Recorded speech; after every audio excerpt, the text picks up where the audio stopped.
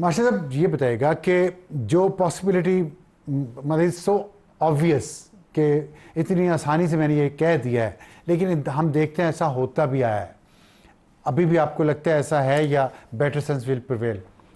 बिस्मिल्लाहिर्रहमानिर्रहीम। अफसर भाई, once again thank you very much for having मी।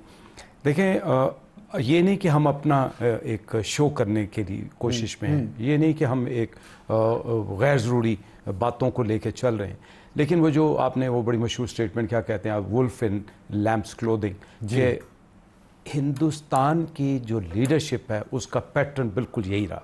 और इन हालात में जहाँ पे उसने एक सियासी स्कोर हासिल करने के लिए एक फ्लैगशिप ऑपरेशन किया, अल्लाह ने हमारी मेहरबानी की, अल्लाह ने हम पे रहम किया, उसके नतीजे में उसको सुबकी हुई, हजीमत हुई।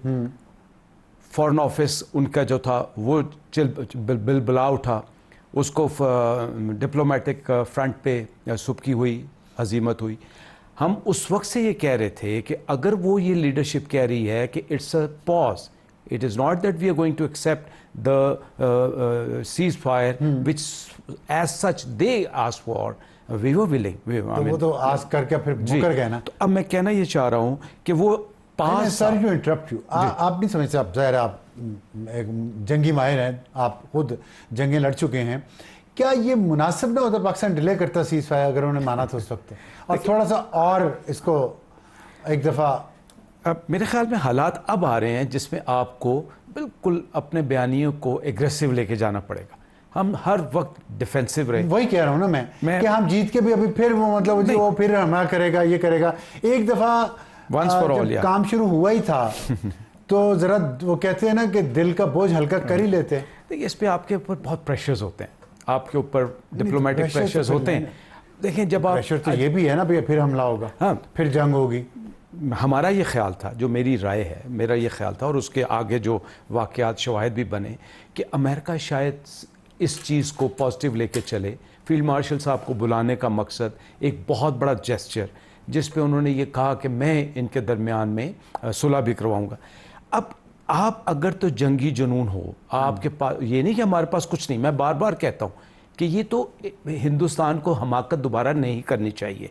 हमारे साथ हमारे दोस्त हैं, हमारे पास अपना बहुत कुछ है। मैं आपकी बात से मुत्तफिक हूँ, लेकिन हम हर वक्त ये रखें कि हमारे साथ हमारे दोस्त हैं और दोबारा हुआ तो हम यही करेंगे। किस्मत भी बदलती रहती है, स्ट्रेटजीज़ भी बदलती रहती हैं, रियलिटीज़ भी बदलती रहती हैं। इंडिया ने अपनी कमज़ोरियाँ देखी, वो उन पर काम कर रहा है, हमने उसकी कमज़ोरियों को पकड़ा हुआ था उस वक्त, और अब उसने मज़ीद जो असला ख़रीद रहा है उससे ज़ाहिर है उसकी पोजीशन तो बेहतर नहीं हो जाएगी। अब सर भाई, पोजीशन बेहतर बिल्कुल नहीं होगी। अगर वो असला खरीदेगा तो आपके पास भी ऑप्शंस तो है। फिर इस आर्म्स रेस गुर्बत बढ़ेगी दोनों तरफ। बिल्कुल, ये है ना, इसमें देखें आज ईरान ने अपने आप को सरवाइव कैसे किया। उसने एक हल्ला बोला और अनटचेबल को टच करके दिखाया जी। अगर वो ये सोचता कि मेरे पास सैंक्शंस हैं, मेरे पास वसाइल कम हैं, मैं होम्स को क्यों ब्लॉक करूं, या मैं अमेरिका से पंगा क्यों लूं, कतर पे अटैक क्यों करूं, एक समझदारी की बात जी। है। अब जब आपका और इंडिया का मुकाबला होता है, जब आप एक एग्रेसर को आप ऑफेंसिव पोस्चर में जाके जाते हैं तो उसको झटका मिलता है, वो अपने आकाओं के पास पहुंच जाता है, उनके पांव पकड़ लेता है, और हम मान जाते हैं। नहीं, हम क्यों मानते हैं? बेसिकली बिकॉज आपका एक स्टांस ये है कि आप अमन पसंद नहीं, वो ठीक है, लेकिन अमन पसंदी हमारी कमजोरी नहीं, कमजोरी नहीं है। आप ये कह रहे हैं कि कमजोरी मैं आपको यंग जनरेशन की बात बताना चाह रहा हूँ, मतलब हम गुजर गए, अब जो यंग है वो कहते हैं एक दफ़ा अगर हुई थी लड़ाई या तो ना हो, और अगर हुई है तो फिर एक दफ़ा तय कर लेना। हम हर वक्त एक खौफ के आलम में रहें कि इंडिया हमला कर देगा, इंडिया हमारे से ये कर देगा। एक दफ़ा तय कर लेना कि भी कितना लड़ना है। देखिए, मैं तो आपके साथ मुत्तफिक इस सूरत पे हूँ कि अगर कोई ये समझता है, न सिर्फ हिंदुस्तान, दुनिया की कोई ताकत, कि हम उसके लिए ख़तरा हैं और वो हम पे सोच रहा है प्रीएम्प्टिव करने का, तो हमें प्रीएम्प्टिव कर देना चाहिए। जी, मैं आपसे मुत्तफिक हूँ। और मैं आपको बताऊं, नौजवान नस्ल यही कह रही है, होना भी ऐसा चाहिए, क्योंकि वो कुछ और तरह सोच रही है। उसने जो देखा है इंडिया का हमारे साथ रवैया, वो उसको एक्सेप्ट नहीं कर पा रहे। लेकिन अफसर भाई, मसला क्या है कि हम अभी उस लेवल पे नहीं पहुंचे जहां हम एक ऐसी जंग के लिए चले जाएं जहां पे बहुत नुकसान। आप उस लेवल की बात कर लेते हैं, हम नहीं पहुंचे, मैं इससे आपसे मुत्तफिक हूँ। मुझे एक सवाल का जवाब देने में पिछले 1-1.5 महीने से बार बार मेरे दिमाग में घूम रहा है, मैं पूछता भी हूँ सिविलियन से भी, पॉलिटिशियन से भी। हमने एक एयरफोर्स बनाई, पाकिस्तान एयरफोर्स उसका नाम है, और 2025 में आज हम खड़े हैं, इतनी दुनिया तरक्की कर गई है। उसने एक जंग लड़ी 6 और 7 मई की रात को, जो जंग ऐसी है मल्टी डोमेन, जो एयर वॉरफेयर उसने हिस्ट्री एक बना दी। पूरी दुनिया की एयरफोर्स एकेडमीज में पढ़ाई जा रही है, उस पर सेमिनार्स हो रहे हैं, उसकी मिसालें दी जा रही हैं। बिल्कुल ऐसा ही। ये पाकिस्तान है, एक पाकिस्तान जिसने मिसाइल प्रोग्राम बनाया, कामयाब किया और उसका असर हमने देखा।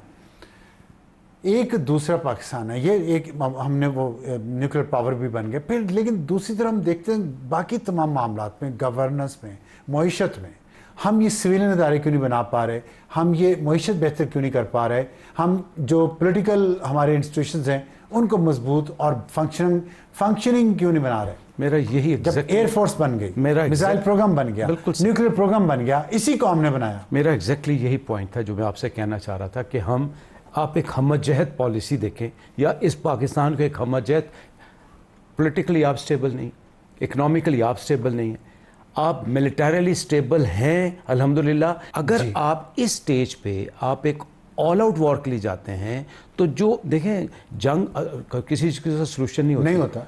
आपको अगर मिलिटरीली आपने अपने आप को स्ट्रेंथन करना है, आपको सपोर्ट मिलती है इकोनॉमी की, आपको सपोर्ट मिलती है अवाम खुशहाल होगी, पॉलिटिक्स की।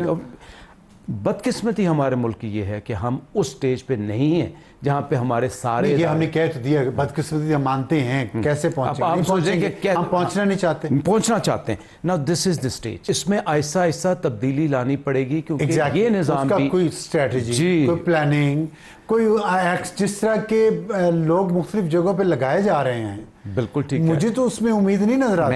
मैं नाम नहीं लेना चाहता, नहीं आप सही कह रहे हैं, आप सही जायका खराब होगा मुंह का, लेकिन हकीकत यही है कि जिसका जो काम है उसको साझे और उसको करना चाहिए। Exactly. जब तक हम इस चीज़ पे, और ये मैं कैसे कहता हूँ कि ये जो इस वक्त स्टेज अल्लाह ने आपको दी, आपको डिप्लोमेटिक फ्रंट पे सपोर्ट है, आपको बहुत से बड़े ममालिक की सपोर्ट है, खुशकिस्मती है हमारी, खुशकिस्मती, अल्लाह ताला का खास मौका मिला है। इसको हमने एक्सप्लॉइट करना है। और कैसे करना है? वो ये करना है सर कि अब आपने अपने स्टेक होल्डर्स को एक फ्रिक्वेंसी पे लेके आना है, उनको आपने एक कॉन्फिडेंस देना है कि what is happening and how it is happening. Now let's embark on a focus strategy which is to strengthen Pakistan, which is to look after only and only Pakistan's interest, not my interest. चलिए मैं आप एक आखिरी सवाल आपसे और करना चाहता हूँ। जो मुझे एक चीज़ समझ आई है, मैं आप जितना पढ़ा लिखा तो नहीं हूँ लेकिन मुझे एक चीज़ समझ आई, जो मैंने PF की एग्जांपल दी है, मिसाइल टेक्नोलॉजी की दी है, न्यूक्लियर,